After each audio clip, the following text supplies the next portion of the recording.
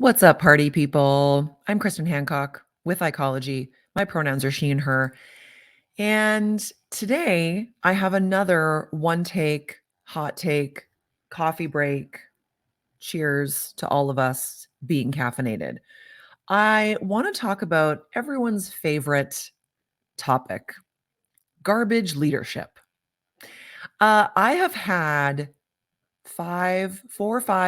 six conversations over the last 2 weeks with friends, coworkers, peers, colleagues, family members, you name it. And every single one of those conversations has been about a terrible boss, manager, or leader that this person is experiencing right now. And it's heartbreaking. Some of the stories, they're just terrible. There's just some trash out there, and we know that. And it got me thinking, like, is there some kind of epidemic of garbage leadership happening? Is that what's going on? There have always been bad leaders, don't get me wrong. But is there some sort of post-COVID dumpster fire of leadership happening that's gotten worse over the last few years? I don't know. I have no data to support this. I have anecdotal evidence from many phone calls over the last few days. But what I'm learning is that we have all experienced garbage leadership. We have all had bad bosses. We've all probably had at least one truly terrible boss that we don't want to remember. And maybe some of us are in therapy as a result. And if we're not, we should be.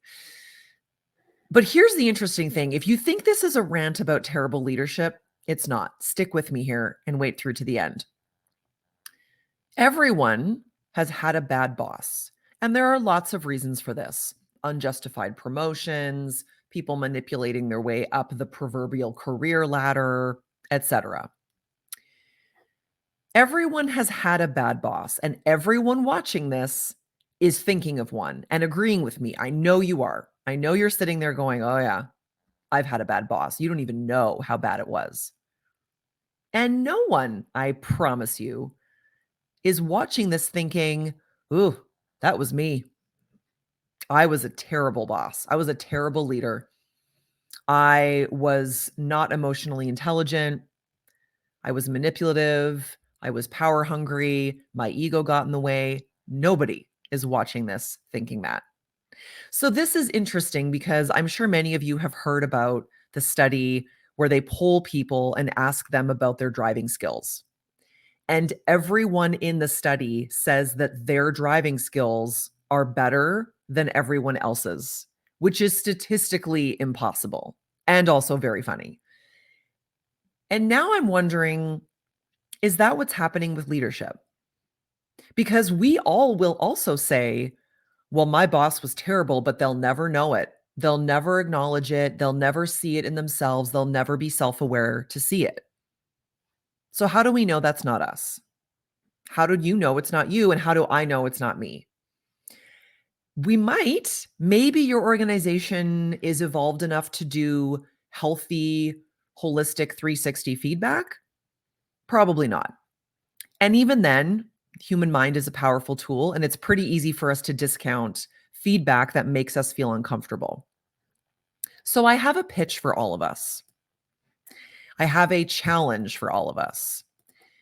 Let's assume we are all bad leaders.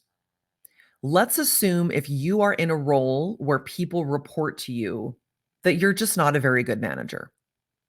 Let's go into it assuming that and work to correct it and work to learn more and grow. So if you are in any type of leadership role, maybe it's your first role managing a team, maybe you are now the VP at a company. Whatever it is, I challenge you, and I will challenge myself to take up a course. Join a mentorship program. Yes, that's a plug for Ecology. Do activities that are going to help you learn about yourself and uncover biases and help you lead people in a healthier way. because I promise you there are things you are doing that are not helping your team and are probably hurting your team. There's a varying degree of what that looks like. I'm not saying that we are all manipulative jerks. What I am saying is we all need better training on how to be better managers and better leaders.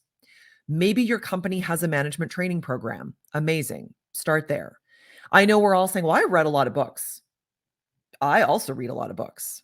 That's great. Keep reading the books and also get yourself some kind of coach, community, therapist, objective feedback that you can learn from and grow from to benefit the people who are working with you and for you. So, you have had a bad boss. I have had a bad boss. Let's assume that we are also bad bosses. And let's then take that assumption and instead of beating ourselves up, we're going to learn and grow and be the most healthy, supportive, emotionally intelligent leaders that we can be. Cheers to all of us. Cheers to all of the bad bosses. And I want to hear more about what we're all doing to end this epidemic of garbage leadership. Take care, everyone.